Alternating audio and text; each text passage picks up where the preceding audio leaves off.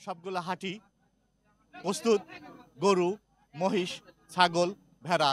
আমি এই মুহূর্তে দাঁড়িয়ে আছি ভাঙ্গুড়া উপজেলার শরৎনগর হাটে। শরৎনগর হাটে পরিপূর্ণ ক্রেতা বিক্রেতা পশু দিয়ে। আমি এই মুহূর্তে কথা বলছি একজন ক্রেতার সঙ্গে, যিনি এসেছেন এখানে গরু কিনতে। ওনার অনুভূতি এবং গরু কি ধরনের গরু কিনতে চাচ্ছেন বা কি ধরনের গরু কিনবেন আমরা তাকে জিজ্ঞাসা করি একটু।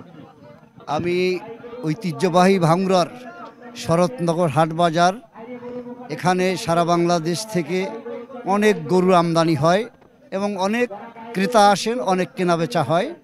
এখানে আমি এসেছি মূলত একটি দেশি গরু যার ওজন হয়তো 4.5 থেকে 5 মণ।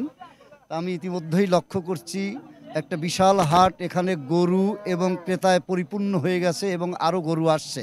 সহনশীল পর্যায়ে দাম থাকলেও গরু এখনো কেনাবেচা শুরু হয়নি, তবে সন্ধ্যা বা বিকেল নাগাদ হয়তোবা আরেকটু বেচা কিনা বাড়বে। আমরা একজন বিক্রেতার সাথে কথা বলি, দেখি উনি কি ধরনের গরু নিয়ে আসছেন এবং কি বিক্রি করবেন।